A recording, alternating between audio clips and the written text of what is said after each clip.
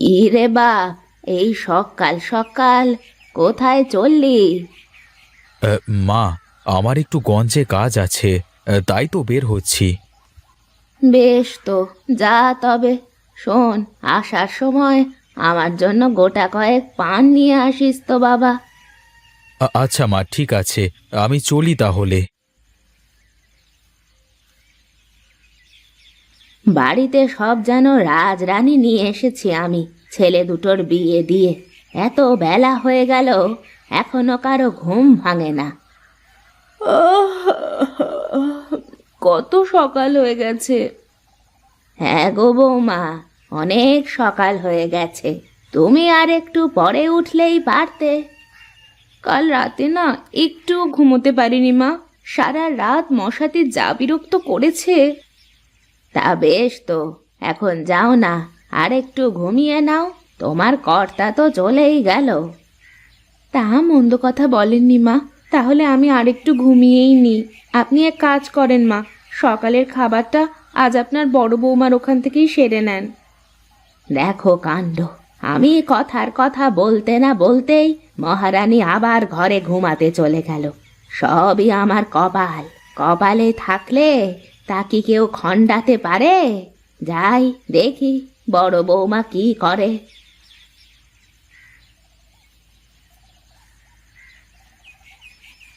মা, তুমি এসো এসো, বসো। গিন্নি, মাকে খেতে দাও দেখি।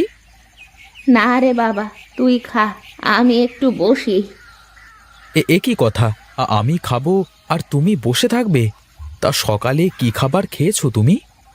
না রে বাপ, ভাবলাম তোকে একটু দেখে যাই, তারপর খাবো।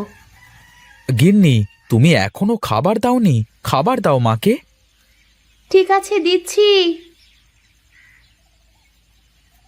মা, আপনার ছোট বৌমা সকালে কি রান্না করেছে?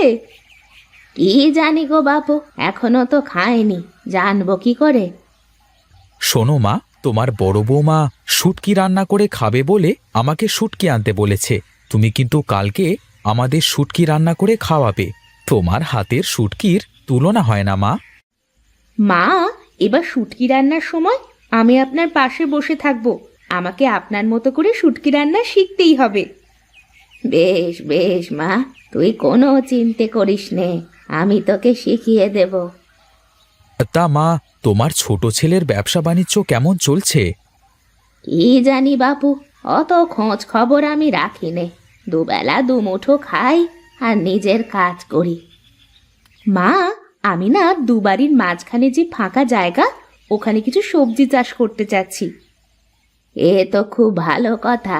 জায়গা তো পড়েই থাকে, পরিষ্কার করে কিছু সবজি লাগালে দুটো খাওয়াও যাবে, বেশি ধরলে বেচাও যাবে। বেচা লাগবে না মা, খাওয়া চলে গেলেই হবে।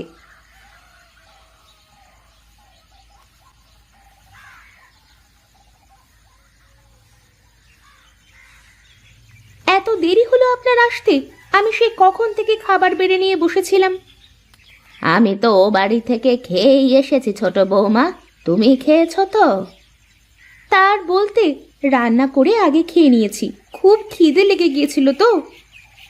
ভালোই করেছো। সুনীল কি বাড়িতে ফিরেছে?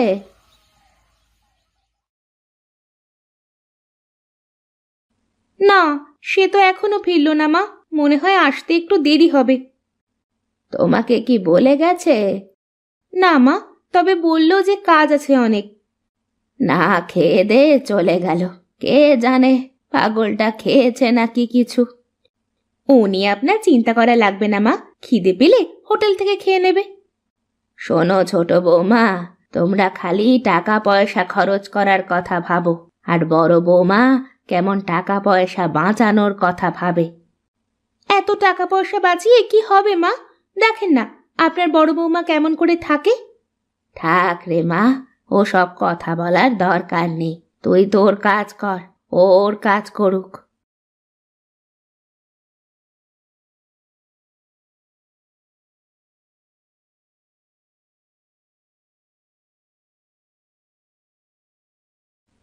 হুম, কি ঠং, একজন রোজগার করে তাতে হয় না, আরেকজন আবার চাষ শুরু করেছে। দিনে দিনে যে আরো কত কি দেখতে হবে। দেখো ছোট বৌমা, বড় বৌমা কেমন এই জায়গাটুকু কাজে লাগিয়ে বেগুনের গাছ লাগাচ্ছে। তাতে আমার কি, তার জায়গা যা ইচ্ছে করুক। আমি বলি কি, তুমিও তো তোমার ভাগের জায়গায় বড় বৌমার মতো কয়টা বেগুনের চারা লাগাতে পারো, তাতে করে বাজারের খরচটা তো একটু কমবে। কি, আমি করবো এসব? আমায় দিয়ে এসব হবে না মা। তোমাকে দিয়ে হবে না না, তুমি পারবা না সেটা বলো। কি বললেন মা, আমি পারবো না? আচ্ছা ঠিক আছে, আমিও দেখছি, দেখি কে যেতে।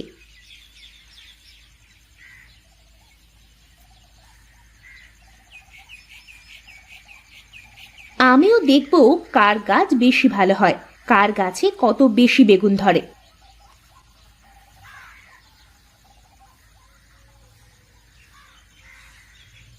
দেখেন মা, আমিও লাগিয়ে দিলাম, দেখি এবার কার গাছে বেশি বেগুন ধরে, আমার নাকি আপনার বড় বৌমার। যে বেশি ভালো যত্ন করবে তার গাছে তত বেগুন ধরবে। এখন থেকেই যত্ন নেওয়া শুরু করো। আমিও দেখব কার গাছে কত বেগুন ধরে।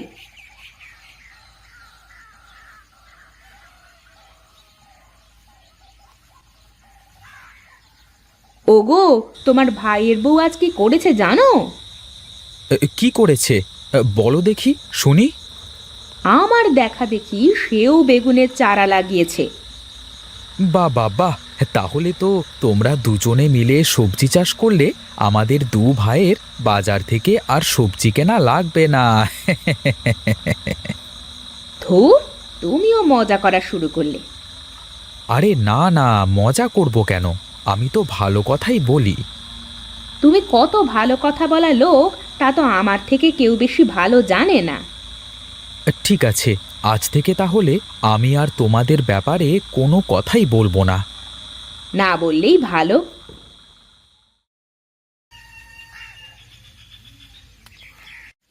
হুম, গাছ ভালো হয়েছে বলে অত খুশি হওয়ার কিছু নেই। দেখবো কার গাছে কত বেগুন ধরে। সে সময় হলেই দেখা যাবে কত ধানে কত চাল। তা বললে কি আর হবে? দেখা যাবে, আগে বেগুন ধরুক তো।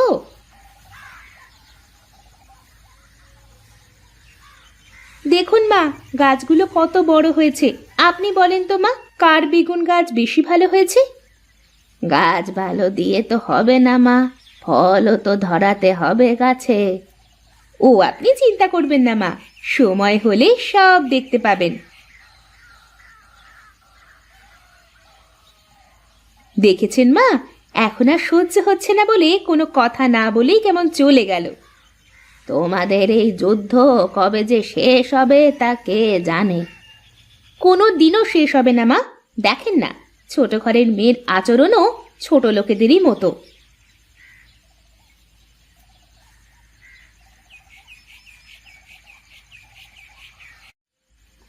এসব কি করে হলো রে সুনীল? কোথা থেকে হলো এমন? গাড়ি থেকে নেমে কেবল দোকানের দিকে আসবো, এমন সময় একটা অটো এসে দুম করে মেরে দিল, আর আমি মাটিতে পড়ে গেলাম। ব্যাস। একটু সাবধানে দেখে শুনে রাস্তা পার হবা না ঠাকুরপো? এখন কি একটা অবস্থা। মা, আপনি কান্না থামান, সব ঠিক হয়ে যাবে। মা, কিছুই হয়নি সুনীলের, তুমি কেঁদো না। কয়েকদিন বাড়িতে বসে থাকলেই সব ঠিক হয়ে যাবে। দাদা, আমার ব্যবসার সব টাকা পয়সা তো আটকা পড়ে আছে। আমি সুস্থ না হলে কিছু করতেও পারছি না। এখন সংসারটা কিভাবে চলবে? ও নিয়ে তুই চিন্তা করিস নে ভাই, আমি সব দেখব। আর যদি দু ভাই একসাথে থাকতি, তাহলে কি আর কোনো চিন্তা করা লাগতো রে? আহ মা, এসব কথা এখন বলো না তো।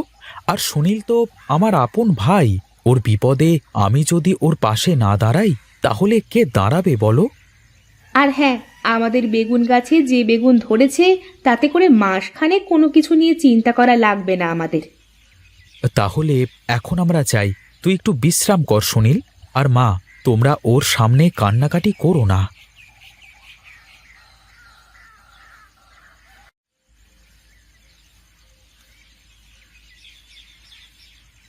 কি রে ছোট, বেগুন তুলিস নাকি? হ্যাঁ দিদি, রান্না করতে হবে তো, ঘরে তেমন সবজি নেই। তোর রান্না করা লাগবে না, আমি সবার জন্য রান্না করেছি। আর এই বেগুন তুলে রান্না করবি কেন? তাছাড়া কি করব, সে তো ঘরে পড়ে আছে। আমার তো আর কেউ নেই যে বাজার থেকে বাজার করে এনে দেবে। পাগলি, আমরা কি নেই নাকি? তুই আমার সাথে কথা না বললেও আমি কিন্তু তোকে আমার ছোট বোনের মতোই মনে করি। এই পাগলি, কান্দিস কেন তুই? আমাকে তুমি মাফ করে দাও দিদি, আমি না বুঝে তোমার সাথে সব সময় খারাপ ব্যবহার করেছি। আমি কিছুই মনে করিনি, পাগলি কোথাকার। এখন চোখের পানি মোছ দেখি।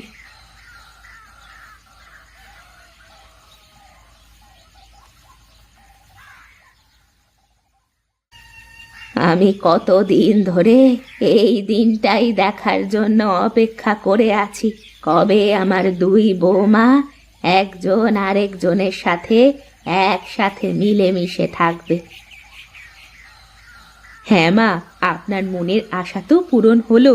এবার আপনার ছেলেকে বলুন আমার মনের আশা পূরণ করতে। কি বলো গিন্নি, তোমার আবার কি ইচ্ছে? আমাদের এই বেগুন বাজারে বিক্রি করে আমাদের দুই বোনের জন্য সুন্দর শাড়ি কিনে আনবে। এই কথা? হ্যাঁ মা, আমি এখানে বেগুনের গাছ এজন্য লাগিয়েছি যে যাতে করে আমি নিজের জন্য কিছু করতে পারি। এখন থেকে আমরা দু বোন বাড়ির চারপাশে সবজি চাষ করব, হাঁস মুরগি পালন করব, যাতে সংসারে বাড়তি টাকা আসে। সত্যি দিদি, তুমি অনেক বুদ্ধিমান।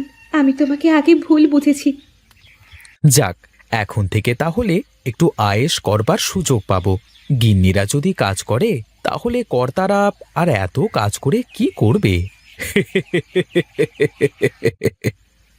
ওরে তোরা চল চল, আমার সুনীলের কাছে গিয়ে এই খুশির খবরটা দি। আজ যে আমার বড় আনন্দের দিন।